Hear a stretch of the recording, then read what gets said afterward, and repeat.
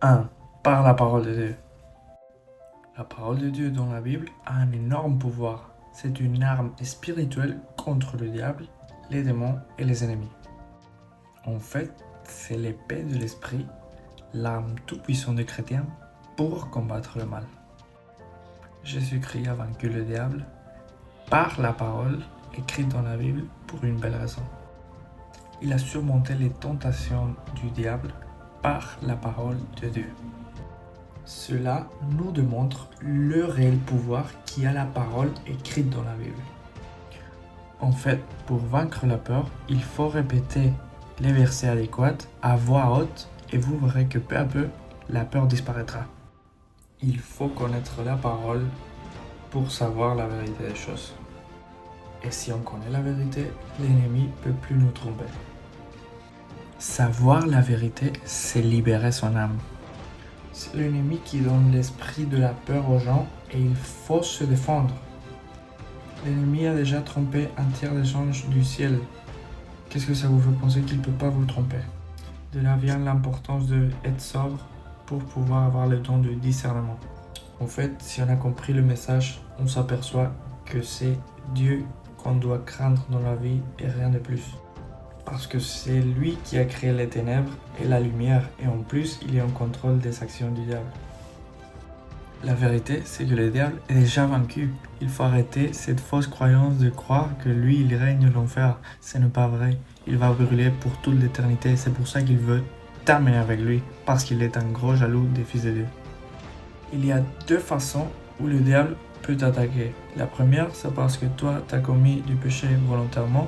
Et la deuxième, c'est parce que Dieu lui a laissé t'attaquer pour te rendre plus fort ou soit pour tester ta foi. La peur n'est donc qu'une fausse illusion qui peut se sentir réelle. Sache que si tu as une vie remplie de péchés, les ennemis et les démons peuvent te tourmenter. Tandis que quand tu gardes les commandements, l'Esprit Saint te donne tes réels pouvoirs. En fait, quand tu gardes les commandements, Dieu te bénit avec une haute confiance et beaucoup d'amour propre. En fait, quand tu gardes les commandements, c'est comme si tu t'habillais avec une armure céleste pour combattre l'ennemi. Être chrétien, c'est d'être courageux. Ce n'est pas une option, c'est une obligation. En fait, si tu as la peur, c'est parce que tu manques de foi, donc attention. 2. Technique contre la peur. Les douches froides sont une excellente technique pour vaincre la peur. Pourquoi? Parce qu'ils t'obligent à sortir de ta zone de confort tous les jours et casser la barrière de la peur.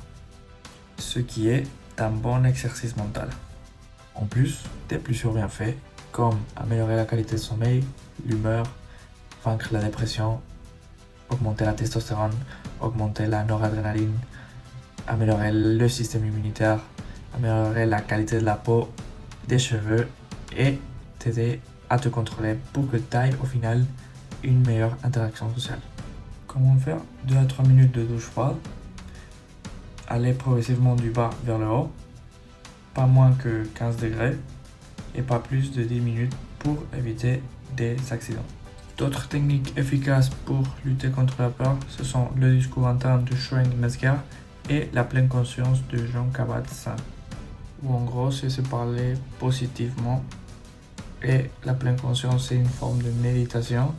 Mais j'ai déjà parlé sur ça dans une autre vidéo. Je vous invite à aller le regarder. C'est la vidéo pour lutter contre l'anxiété. Une autre technique pour lutter contre la peur, c'est le fait de socialiser. Le fait de parler, ça vous augmente la confiance en vous et en ce que vous dites. Si c'est possible avec un inconnu ou participer en classe, ça aide vraiment à sortir de la zone de confort. Personnellement, dans ma vie, ces techniques-là m'ont permis à gagner en confiance, contrôler la peur et gérer les insécurités. Je vous invite à les faire et vous verrez que vous perdrez la peur aussi. 3. Par la prière. La prière est la voie de communication entre vous et Dieu, mais non seulement avec la Trinité, mais aussi avec les autres saints. C'est la manière la plus efficace de lutter contre l'ennemi et se débarrasser de la peur. Débarrassez-vous de vos charges et de vos frayeurs en les déposant dans ses mains et vous verrez que peu à peu commenceront à disparaître. vous répondra à temps donné, mais il faut garder l'espoir et la foi, sinon la prière, c'est l'arme la plus puissante pour vous débarrasser des obstacles, de la peur, de vos ennemis dans votre chemin. La prière, c'est un dialogue intime et personnel, mais aussi il existe sur Internet ou YouTube des prières très puissantes sur n'importe quel sujet. Vous êtes à une prière de changer votre vie. Ne sous-estimez pas le pouvoir de la prière. Ensuite, vous pouvez lui demander de l'aide à Saint Michel pour vaincre les démons et les ennemis dans votre vie.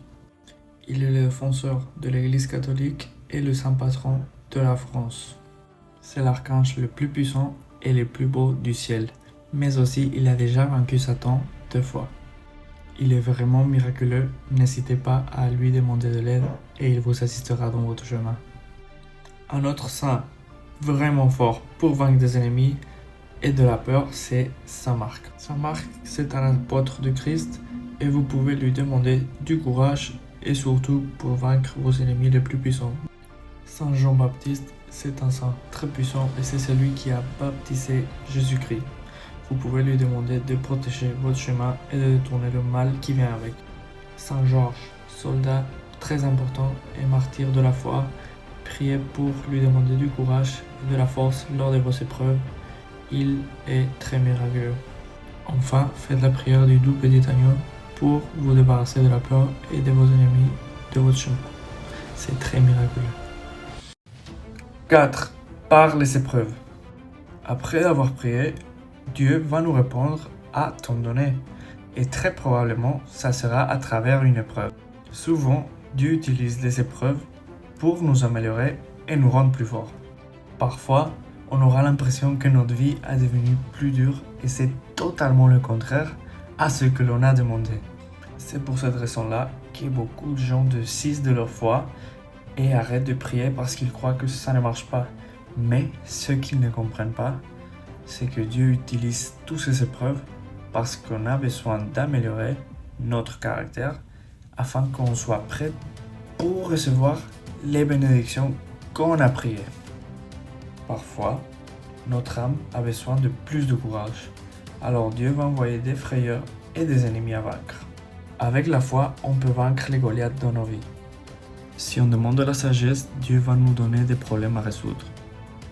Si on demande de l'amour, Dieu va nous envoyer des personnes brisées pour les aider. Les prières ont été répondues. Pour recevoir, d'abord il faut donner.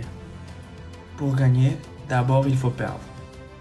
Pour être sage, d'abord il faut être incrédule. Et pour être fort, d'abord il faut être faible. C'est la loi de la vie. En fait, Dieu c'est le professeur et à travers les épreuves, ce sont comme les examens qu'il nous donne pour voir si on est prêt ou pas pour monter un niveau. Après la tempête, il y a le beau temps. C'est le chemin du chrétien. Il faut faire la guerre pour mériter la paix.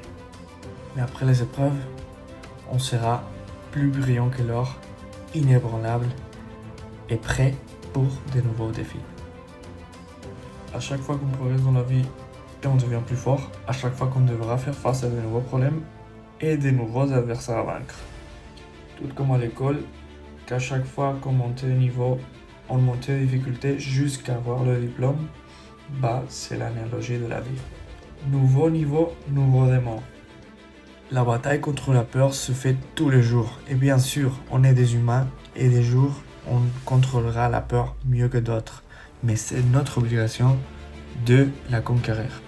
Rappelez-vous que les 3 meilleurs maîtres de la vie après Dieu, ce sont des poches vides, un cœur brisé et l'échec.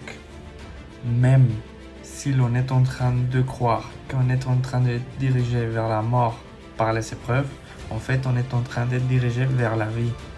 Prenons l'exemple de la vie de Jésus-Christ. Pour que le christianisme soit répandu dans le monde entier et pour les siècles des siècles, il a dû être crucifié pour après atteindre la résurrection. Dieu n'a pas mouru en vain pour que nous soyons effrayés toute notre vie. Il faut se charger de courage et confronter nos propres démons. On doit lui faire honneur. Si lui il a donné sa vie pour nous sauver, nous on doit être courageux et atteindre notre meilleure version. Comme ça, on pourra accomplir la mission qu'il aura pour notre vie. À travers la douleur, on gagne le caractère. Gardez la foi et vous verrez. 5. Par le sport et la reconstruction identitaire. Le sport est scientifiquement prouvé d'améliorer notre santé et notre physique, mais aussi notre bien-être. Grâce à la production des hormones du bonheur qui sont la dopamine, l'endorphine, la sérotonine, l'encéphaline et les endocannabinoïdes. Ce qui veut dire que le sport peut augmenter drastiquement ton humeur et t'aider à gagner plus de confiance en toi. Parce que si tu te vois mieux et tu te sens mieux, forcément tu auras plus de confiance. Corps sain dans un esprit sain. La santé mentale est essentielle pour un bon fonctionnement de ton vie. Si tu as des problèmes avec la peur et les insécurités, laisse-moi te dire que Dieu peut te guérir. Demande-lui avec du foi et du courage et tu verras que tu vaincras la peur. Je te le dis parce que moi, j'ai dû batailler toute ma vie contre la peur, les insécurités, l'anxiété, la dépression, le stress. Et j'ai pu guérir à travers la prière et le sport. Le sport est une thérapie qui peut nous aider à améliorer notre état physique, mental, émotionnel et spirituel. En fait, dans la sociologie, le sport peut nous aider à atteindre un capital corporel important dans la société. Ce qui veut dire que le sport peut t'aider à atteindre un meilleur statut social et recevoir des bénéfices par la société grâce au capital corporel, c'est-à-dire la beauté et l'état physique. Selon Bourdieu 1979 et Pocello 1983. En plus, le sport est une bonne habitude qui entraîne ton esprit à souffrir pour avoir des bénéfices, mais aussi à avoir de la discipline et surmonter la douleur pour atteindre des objectifs. Si la vie te brise, ramasse tes morceaux, récolte-les et fais une œuvre d'art avec. Cherche à devenir ta meilleure version mentale, physique, spirituelle et émotionnelle et tu verras que mieux t'es, moins de peur. Et comme ça, tu vaincras la peur. Si vous avez resté jusque là, s'il vous plaît, likez la vidéo, commentez, partagez et abonnez-vous. Merci.